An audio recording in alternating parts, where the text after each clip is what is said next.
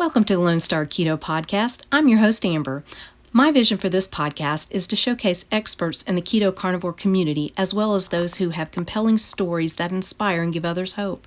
My wish is that no one has to suffer like I did. If you find value in this podcast, please consider subscribing and hitting that notification button. And as always, feel free to share. Thank you so much for your support. Hi, I'm Amber, and welcome to the Lone Star Keto Podcast. Today we have a special guest, João Franco. Welcome, João.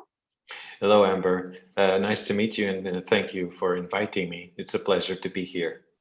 Absolutely. So let's start out a little bit and get some background information on you.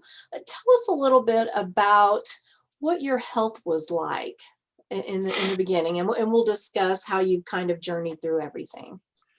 Well, before I joined the carnivore diet, I guess that I came through this very common door for many of us, which is the low carb diets. So in the end of 2017, after losing a huge amount of weight with the if it fits your macros generic diet and exercise, I found myself with this more or less ideal weight, but I still had some health issues that I didn't resolve. So I started reading about low carb diets and how it could help the issues, which were, by the way, insulin resistance, food addiction, high blood pressure, and the worst of the worst, which was the IBS. So I had strong digestive issues. I also had plaque and gingivitis, and also depression. So one of the things which made me try the low carb diet was after I read so many scientific papers that were saying that the problem could be inflammation. So considering that low carb diets are less inflammatory, I started with the low carb, then I changed to keto, and in the 12th of March 2018, I started the carnivore diet, and here I am almost 1,000 days after. Wow. Yeah. That's pretty awesome. Now, okay, so you went to the carnivore diet, but how do you keep going with the carnivore diet? I mean, it's so restrictive. I mean, why would you want to stick with that? It's not sustainable, right? It's not, according to what? Yeah, it's a great question. It's a great question because the sustainability of this diet means that you need to change something in your mind before. There is some sort of prerequisite to endure and to thrive, let's say, with the carnivore diet, which is a mental reprogramming, something like this, I would call it. You need to change everything that you feel, everything that you know about eating. So it's basically this. You need to rewire yourself. You need to change yourself to understand that you eat because you want to live. You don't live to eat. Everyone else, they eat to live. And they live to eat, sorry. We are the opposite. We are the odd ones out. We inverted this. So we eat because of its nutrition. Now, it doesn't mean that I don't have a lot of pleasure eating. Of course, we all do, because the carnivore diet, I mean, it's unbelievable. A few years ago, I would never imagine that I would find myself eating these crazy amounts of meat and eggs and prosper and feel great, because the world thinks that it's bad for you. And so you follow this path, you go down this road, and you see that what they say, what you read everywhere, because the majority of the body of evidence will tell you that eating meat is bad for you.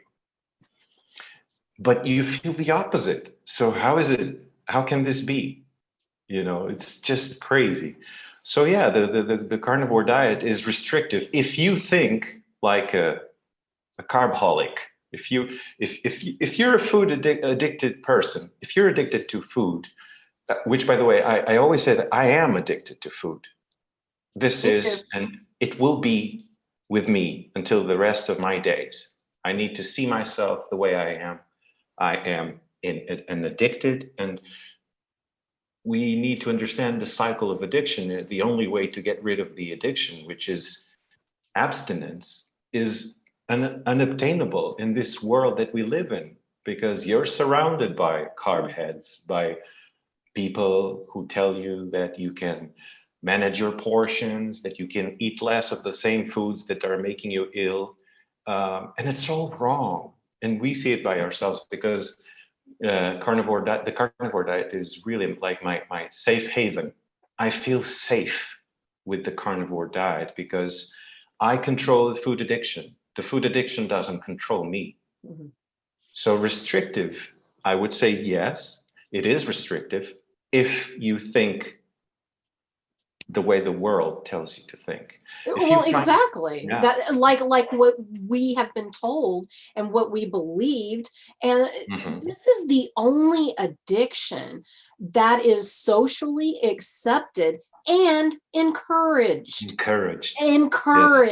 Oh, yes. This little bite won't hurt you, or that is just too this time. restrictive. Just this time. Yeah, just this time. I mean, would you do that to an alcoholic? Would you really? Would you just say, oh, just a glass of wine tonight is okay? Or just a little shot of whiskey isn't going to hurt you? Great point. What about a cocaine addict? Oh, just have a little bit of Coke on the weekends. It's no big deal. No. I mean, or someone who's trying to quit smoking. Yeah. You know, just this one cigarette. I mean, the addiction. So I guess that some people are lucky. This is important to say, because from the food addiction point of view, you look at things and they are really sad. I mean, it's life.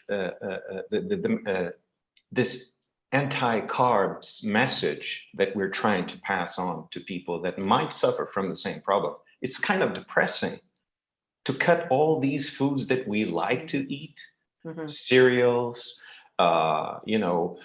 sweets, pastry, you name it. It's all so tasty. And what, you can live with it? Yeah, you can, but you need to make you need to this is a compromise. It's like, on one hand, you have how how tasty it is and how bad it is. So you need to have a compromise. And if you find yourself paying more attention to how much this diet will hurt me, you will understand that being tasty is trivial, it's absolutely secondary. So you start to rewiring your brain. So you start eating to be healthy and not, just like how like all of us do, like I lost weight, I deserve to eat pizza. I been there, done that. Yeah. I mean, I saw your progress. It's just unbelievable. But I would say that your progress is mostly your biggest victory. Oh, yes, absolutely. Here. Absolutely. Yeah, you do. And what I think you are trying to promote here is that in order to be successful, and this is true with any diet or anything you do, you have to change your relationship with whatever that issue is. And for us, it's food. Food was our issue. We were addicted to food, carbs, sugar, etc. And so we have to change our relationship with food, just like an alcoholic has to change his relationship with alcohol. Yes. And substance of abuse. Yes. And there are some people who can have maybe like one treat a month or whatever, and they're perfectly fine. Me, I found that like when I go on vacation, specifically a cruise, which I haven't been able to do this year, thank you, COVID, but I will allow 1 week where there's certain things that I say, okay, I'm going to allow this. And I stick within that realm and I'm perfectly fine. I get off the ship, bam, I'm done. I'm right back to it. Not a problem. A lot of people can't do that either.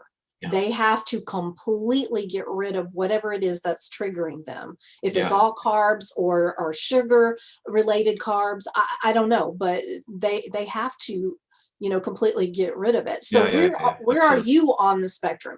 Do you completely get rid of it, or do you allow cheats? I hate that word, but you know, Yeah. Yeah. Well, we can use it for the sake of understanding what is cheating in this context, of course. I started cheating, yeah, occasionally. It was like in the beginning of carnivore, it was like, let's say, a week, once a week. I would allow myself, I call it the innocent indulgence, but it wasn't innocent at all because I knew that I was programming it. You know, I was scheduling a cheat meal. Scheduling a cheat meal is a very complicated thing in the mind of an addicted person, of yes, an addicted person, because it's like traps. It's mental yes. traps. You know, oh, it's 3 days. You know, I have 2 days. Tomorrow I will cheat. Tomorrow I will gorge. I will throw up. I will whatever it happens. So it's like this, and this is a very unhealthy relationship with food. Mhm. So you're basically managing your emotions with food. So in the beginning, I was doing this. The thing is that the kickback, the hangover, was so strong that I started to question. I mean, does this make sense or not? Does it make sense to cheat once a week? So I started eliminating these cheats, so they became eventually more, you know, like seldom. It became Mhm. seldom, and I realized that I was feeling better. I mean, the cognition, there was no foggy moments, there was no gas, there was no bloating, everything was just fine. So I started questioning myself. I was asking this to myself. Why? Why, João? Why are you doing this? Does it make sense? Well, okay, you had your pizza, you had your ice cream, cookies, whatever. But okay, you feel so lousy after. So then I started eliminating them. And I came to realize that this is what I needed to do because it keeps getting better and better. So, for example, let's say this summer, so a couple of months ago, I ate fruit. I tried fruit. I haven't eaten fruit since like, you know, like almost 3 years, and I ate fruit, summer fruits, you know, like figs, really nice figs. My God, we have amazing figs in Portugal. So they were so sweet, and I ate them, and it was like heaven. But the most important thing for me was that I was able to stop eating them. I had one, I had two, I had three, and then I realized that it's okay. And people kept pushing. Oh, eat one more. And I Yeah. thank you, but no thank you. I'm done. I'm happy, but I need to stop. So I guess that I recovered in some way this stop button. Maybe now it's not broken, because as I was saying a bit earlier, some people, they are really lucky to have this on and off button, and it Mhm. works for them. Great. For example, Mhm. if you can allow yourself to eat and then stop, really great. But I'm one of those who can't. So for me, there is no stopping. Stopping means that there is nothing left to eat. I'm not going to chew my walls, you know. So yeah, my problem was that. So I would eat until I fall asleep, something like this. It's And I so think that's very common for a lot of people. But how so did sad. you change your relationship with food? Because it's a process, and I know this because I've been through it more than once. But it's sometimes very difficult to, you know, get away from everything that we've grown up with, because food has been Yeah, our the center of our world, you know, absolutely. from celebrations to Oh yeah, comfort to, you know, it's our best friend, it's our companion, it's everything. We plan events around food. yes, So exactly. how did you make that change? So many people come to me and they ask me, I don't know what to do. I can't break this. I'm so sugar addicted, carb addicted. I don't know what to do. Well, I have a theory which is based on what I have seen for myself, and I would say I am a complicated case, so a case study. I would say that I can surely defy, and if there is someone who is a sweeter tooth than I am, then I would be surprised. So when I say this, it's like you still think like a food addicted. You need to realize that you will be a food addicted always. And so people ask me, what should I do? And the first thing that you need to do is to admit to yourself that this is a problem and that you will take it to your grave. Like an alcoholic, once an alcoholic, always an alcoholic. And all those recovering steps, this is the reprogramming. You need to understand about the cycle of addiction. There are phases. And, you know, if you say, oh, João, you're exaggerating, I'm sorry, but you're in denial. So, yeah, never underestimate this. You will always think as a food addicted. I am a food addicted. Even though I've been carnivore for almost 1,000 days straight, I still think like a food addicted. I think about cheating every day. I'm being as honest as I can be. I think about, you know, Ben and Jerry's ice cream. I think about Domino's pizza. I think about box cereals, you know, those breakfast cereals. I was completely addicted. And I was eating them since I was very small because it's what people tell you to eat. And then I look back. Also, this is sort of an answer to help those who have this problem. Look back retrospectively and try to see what was your eating pattern when you were growing up. You will be surprised with the amount of evidence that you have to tell you you are food addicted. You are addicted to food. It's, as you said so well, it's like we eat because we make events around eating. You have this huge cake that you will divide with everyone.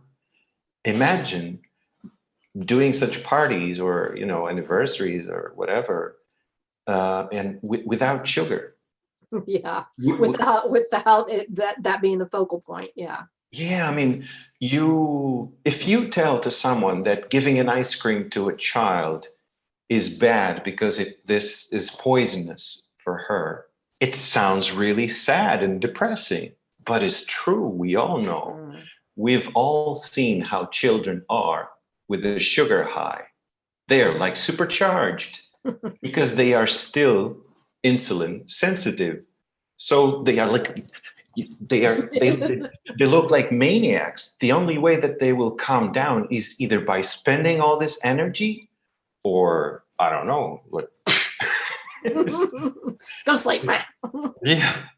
So yeah, I guess that if we look back at how we were, what was our relationship with food, what we were doing daily, we realized that we're still there. So even now, as a carnivore, loving it, you know, meat and eggs and fat, it's so amazing. But I'm not saying that I crave, but I still think about it. Yeah, I get that. That makes complete and total sense. Let me just ask you, like a lot of times when somebody is super addicted to food, other than the fact that our food is designed to addict us, we have that part.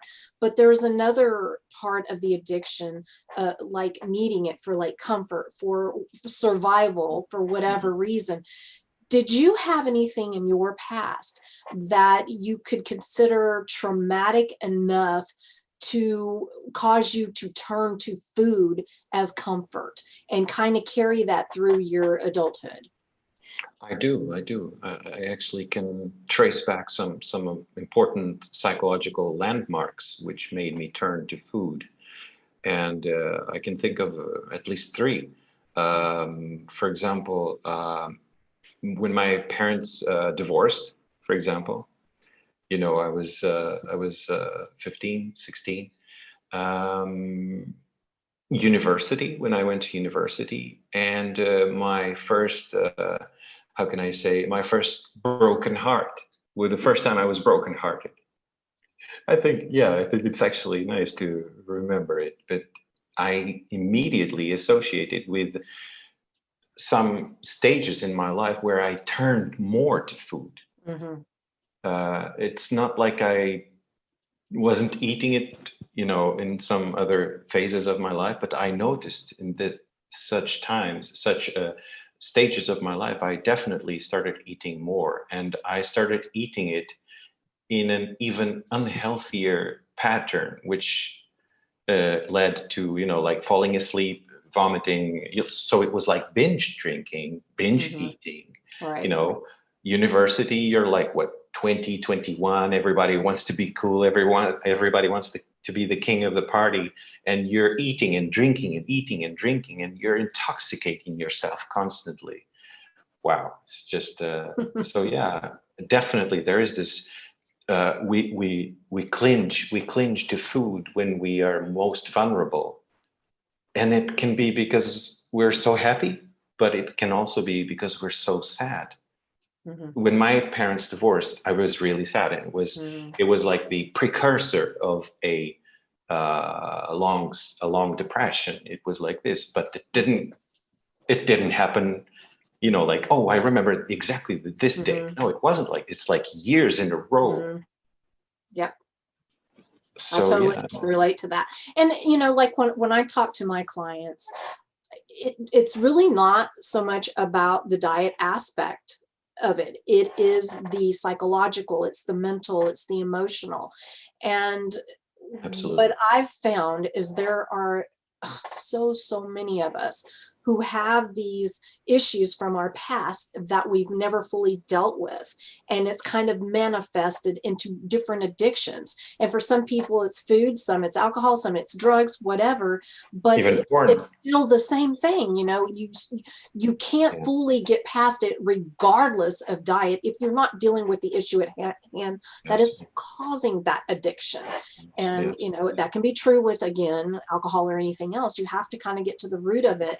And I think that is a scary thing for a lot of people, because they think that, oh, I'm going to do this diet and it's just going to fix me. It's just, and if it fails, then the diet failed, or I didn't do the diet right. But Exactly. that is not really what it is. You lifted a very important stone here, which is this the definition of diet. It's again, we would go back to this rewiring the brain, and so people, they think about diet as something very restrictive, Mm-hmm. and you need to change that, of course, but it comes only with your own experience. You need to fail a lot Yeah. before you need to go through all these crazy diets that we all tried, and we've been there. And then it takes so many years to understand that you're not restrictive. If you're feeding your body with essential nutrients, it's not restrictive. Again, it's only restrictive if you consider, this fantasy land in which everybody is living, which includes a lot of sugar daily. So for them, maybe they don't know that they're addicted. Well, most of them, they are. We know that they are. We see that they are. We see the signs. We see the physical signs. We see the mental signs. No, like. But they don't I really gotta. think of it, because when you think of addiction, you think of a somebody who's on drugs, or is slurring, drunk, falling over the place. But there's so much more to it, and you Yeah, can yeah. be addicted without it being necessarily in your face, or That's people why. not Yeah. realizing the whole food addiction. True. And True.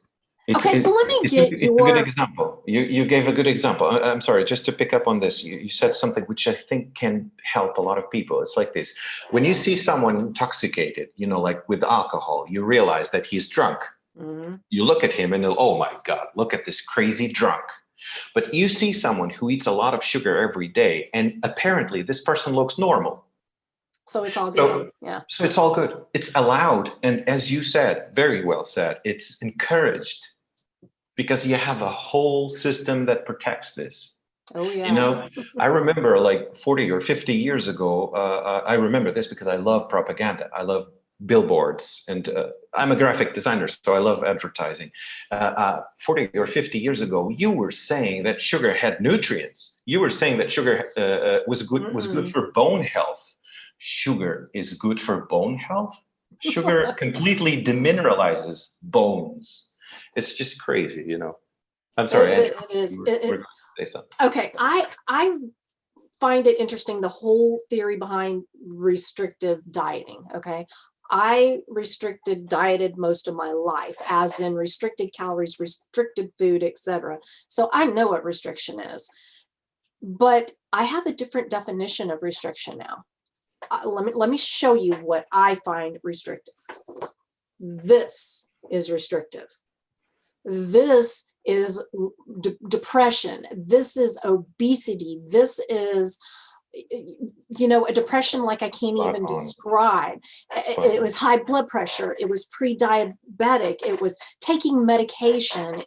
It's not wanting to be seen in public because you're embarrassed about how you look, scared that your children's friends will make fun of them because they have this obese mother. That is restrictive. Me eating primarily just meat, that's not restrictive. That is not. This is one of the reasons why I really like your content, because you're so down to earth and you speak in very simple terms. And I'm surprised with this answer.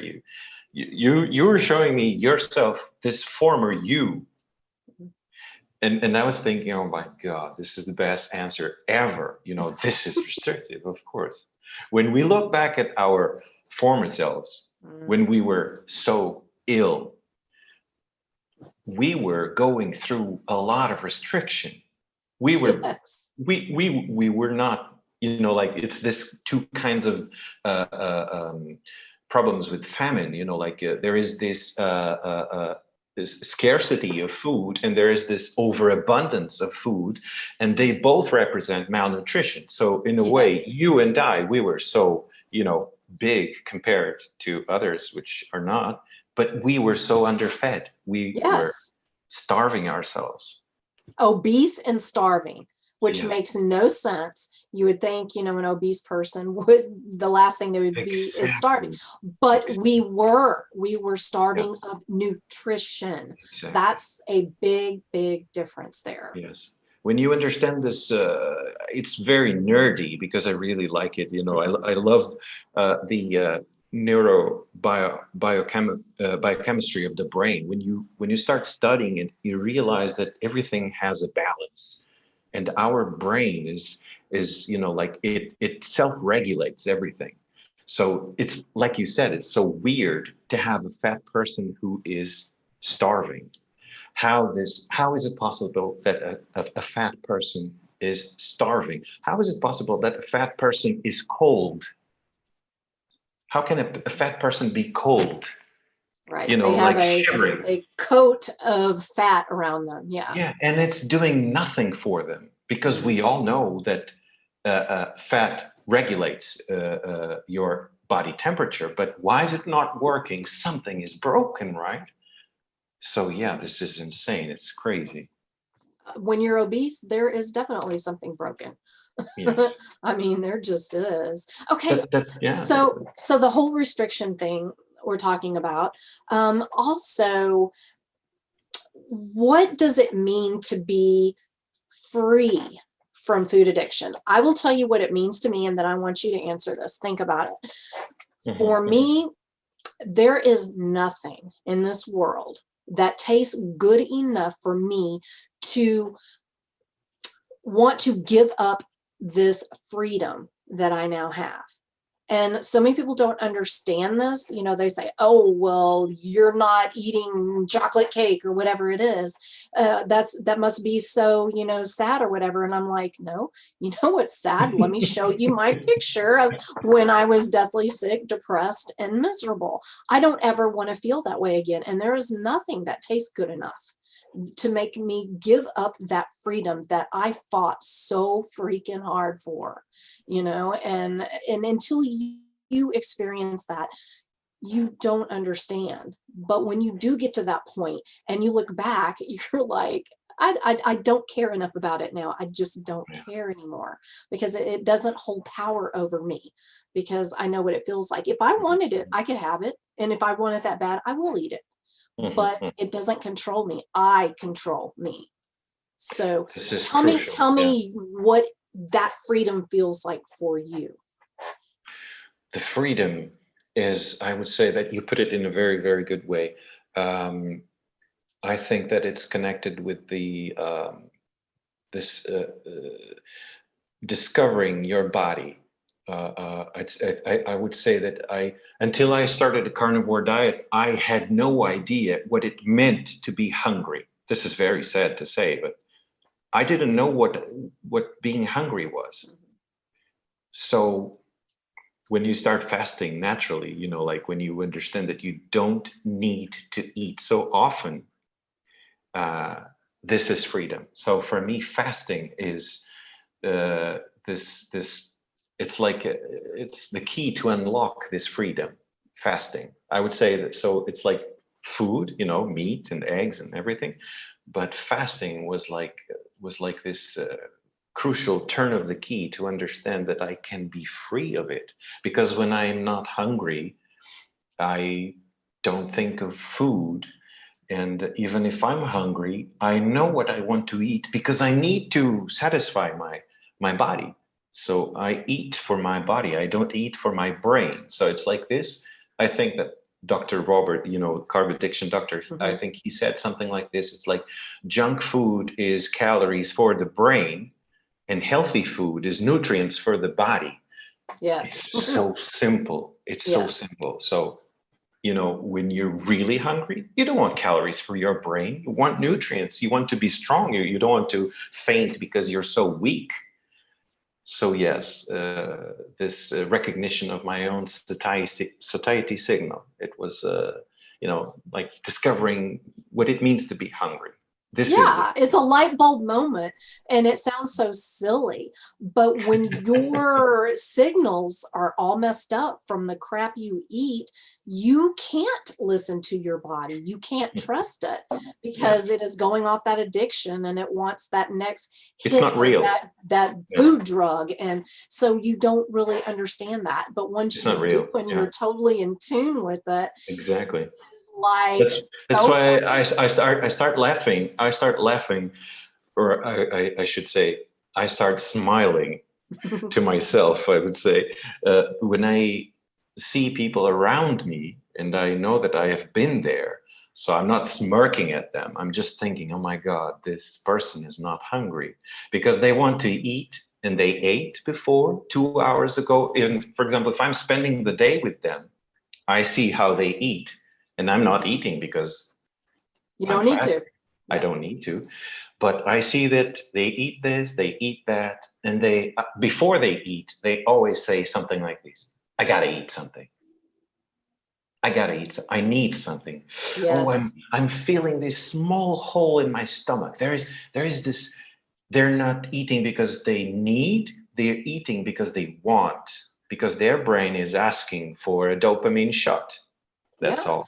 And you're on that carb roller coaster where you crash and your blood sugar goes down, and then your body's like, "Ooh, I need some illusion, the illusion of being hungry."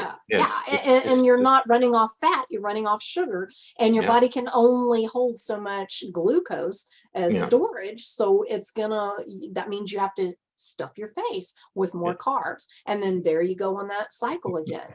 But when it's like when you're, you know, carnivore, keto, whatever you want to say, and you've cut those carbs, it is a whole different story. You don't have that issue anymore. You're running off fat. You don't need those glucose hits. Your body gets what it needs, and it is so liberating to not have to constantly worry about where's my next hit coming from, where oh my gosh, I can't be 5 minutes away from food, you know. And it changes everything. I mean, it changes everything. It changes the way you think. It changes the way you perceive the world. It changes the way you have, I mean, it changes the relationships with the people around you. Because Well, I like to think that it's because of this. We actually have more time to think. You're not we, always worrying about food and eating and thinking about it and fixing yeah, it and yeah. yeah. And we, you know, we as a addictives, we would addicted to food. We are constantly thinking about food. So that's why I say that fasting. Well, I guess that it's also why you said what you said about this sense of freedom, you know, like because you don't want to look at this person. You remember how it hurts. You remember how it was. So not going there. I'm not going there. Amber is not going there. João is not going there because he has the freedom of not thinking about food. So I'm not thinking about food. I don't need food. I might think about something if I'm hungry enough. I always say, if you're thinking about food, probably it means that you are hungry. So, and when I entered carnivore, I actually gained weight, which was the equivalent of saying that I was, you know, underfed or I was going through malnutrition.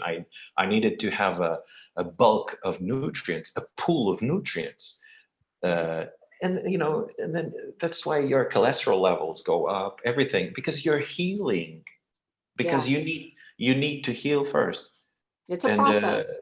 it's a process, and you heal your body, but you heal your mind. And the problem is sometimes your body heals too fast, and Yeah. your mind Can't doesn't quite go, catch up. Yeah. it doesn't catch up. So the mind, you know, again, these Hmm. traps, the mind is dangerous. It's much more dangerous than the body because the body self-regulates, but the mind, we're still Yeah. thinking like people who are addicted to food. That's exactly right. So, you know, it's this management, and then it's very bio-individual because there is no one size fits all. Mm-hmm.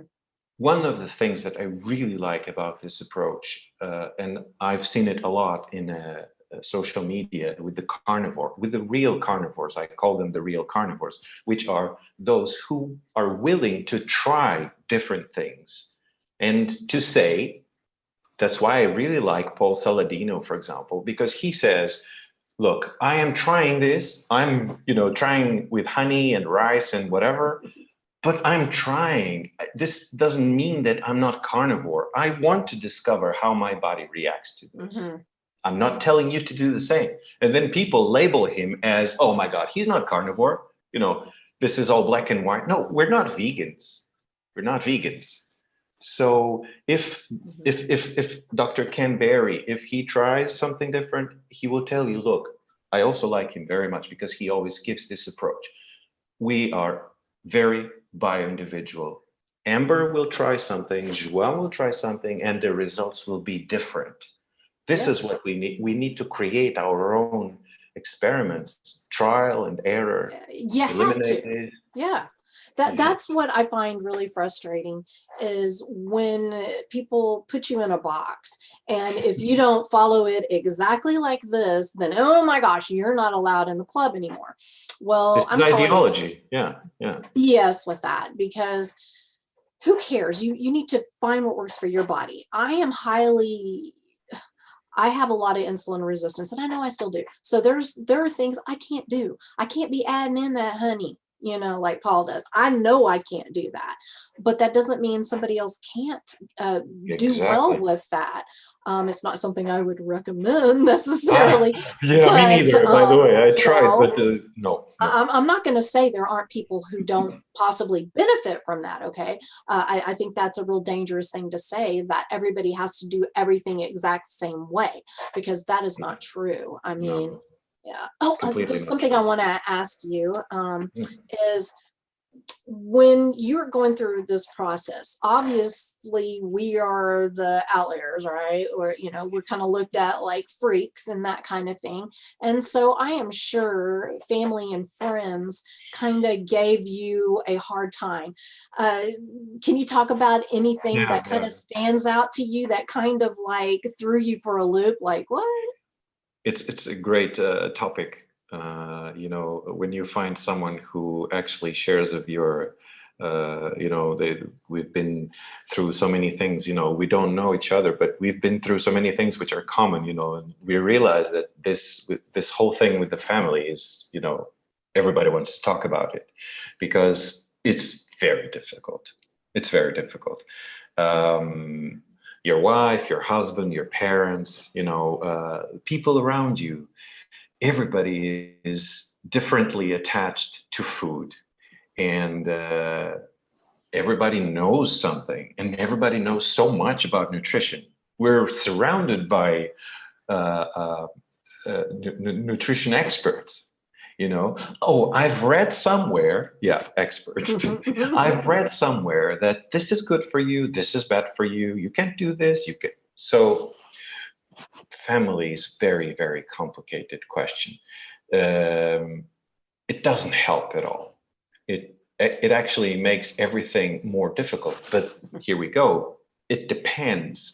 If somebody will tell you, you're doing this at your own cost and risk, go on, I trust you, you know what you're doing, but be careful. Well, that's why for me it was very important to study, because my background, just to summarize it, is my mother is hypertensive, so she has hypertension and she has chronic kidney disease. Okay. So it's a great door, to enter this world of nutrition and to study it. And then I want to tell my mother, I'm sorry, mother, but the doctor is keeping you ill. And so I'm starting to discuss these things with her and I'm explaining, but suddenly it's too much information for her. And she wants to blindly trust the doctor. Of course, yeah. And she tells me, João, you're not a doctor. Okay, this is your opinion, but no, I can't do this. And then I realized that the best way to speak with her is by not making any kind of pressure, but to show that I'm doing something and that, for example, I'm helping my brother. So I want to influence my mother indirectly. I can't be so strong with her and tell her that she's doing something wrong. Instead, I want to influence people around me so that she can start asking questions. And you know what, Amber? She starts asking questions. Yay. It's not so bad. It's a long way, but she's already asking. So I think that it's important that we can lead by example. Silent example is what I believe Ken calls that. Be the change that you want to see in the world. It sounds very simple, and it is difficult, but it is. We can summarize it like this. So yeah, I would say that family can be very complicated because everybody knows something. Everybody knows something that you do not. And if you tell everyone that eating 24 eggs in a day won't kill you, everybody on the other side of the table, everybody will tell you that you're crazy, that having 2 or 3 grams of cholesterol will clog your arteries and whatever. But then they look at you and they realize there is something wrong. Even my doctor, when I showed her my 2-year span of the cholesterol numbers, she's looking at the numbers and she's like, there must be something wrong here. Your trigs are so low. Your HDL to trigs ratio is fine. Everything is okay. You have no inflammation, but your cholesterol is so high. So she's like, I don't know what you're doing, but keep doing. You look great. You feel great. So, and this is, it's like this. It's crazy. So as you said, we are the aliens. But if those aliens start to influence people around them, then we are starting to free more minds. And this is my purpose. This is what I want to do. And that's why I do what I do. Yeah. It's what you do. It's not for money. Exactly. Yeah. Me neither. I mean, I'm just, I just want people to understand that there is an alternative which is so much better.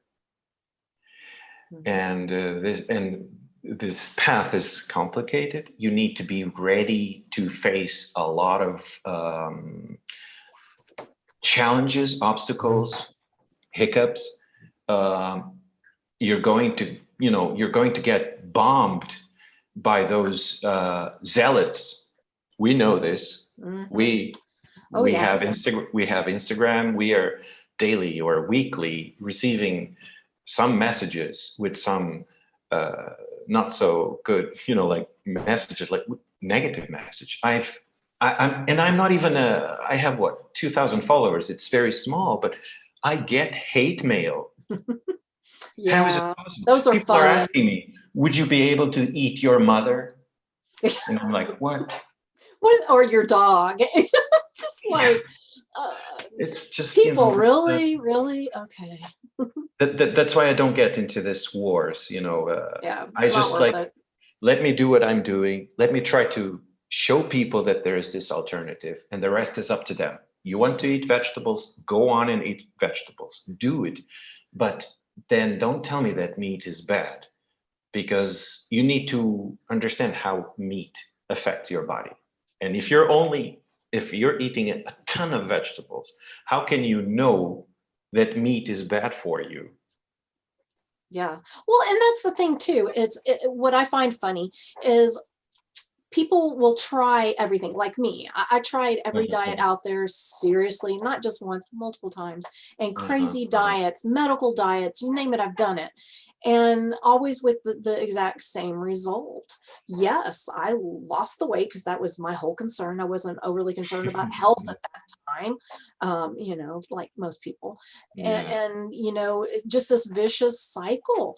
But it gets really old. And if what you're doing is not working and you keep doing the same thing over and over again, getting the same results, why not try? It's the best definition of I would say that it's the best definition of crazy mental illness is it's to true. do the same thing over and over and expect a different result.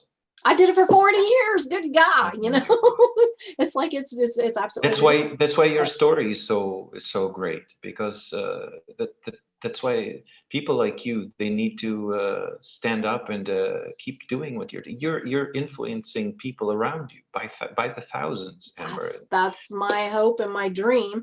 It's really important to show people, like you said, there might be an alternative. If it's not right for you, hey, fine. At least you tried. That's fine. Yeah. But if nothing else has worked, what the heck do you have to lose? Yeah, I seriously, when I merged into keto, that was my last chance. That was it.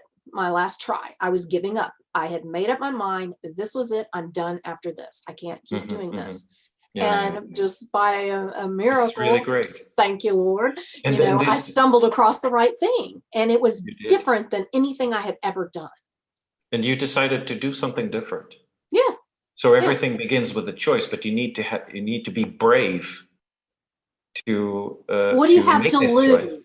You already lost so many things. It's what I asked my mother. Mother. You've been a kidney patient for the last 15 years. What have you got to lose? Do you know what my mother tells me? She tells me this in confidence. It's not a problem. She tells me that she is comfortable with the stability of the progression of the disease. It's like this. It's not getting any worse, but it's not going to get better.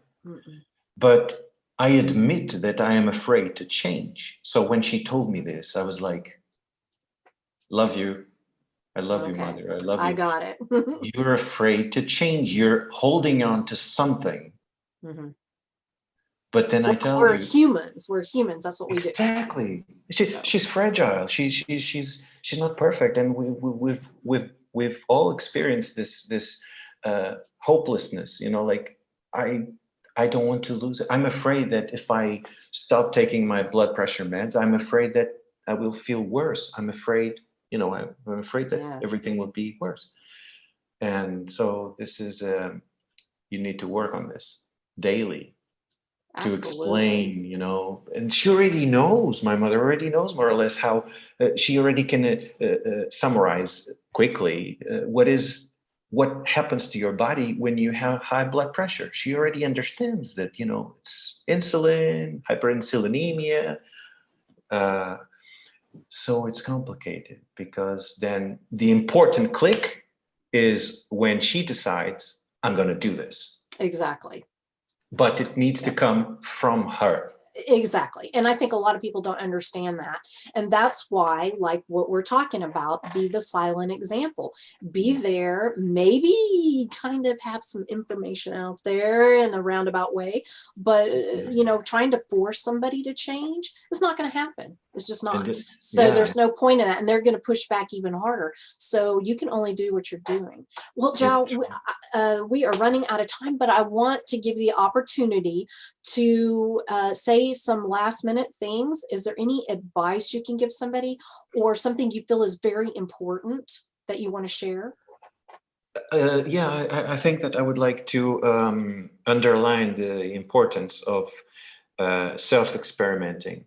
I think that it's really important to see things for yourself. If you read that this is good and this is bad, you need to try it. So I would recommend that people try the carnivore diet, because it's the ultimate elimination diet. It's a starting point.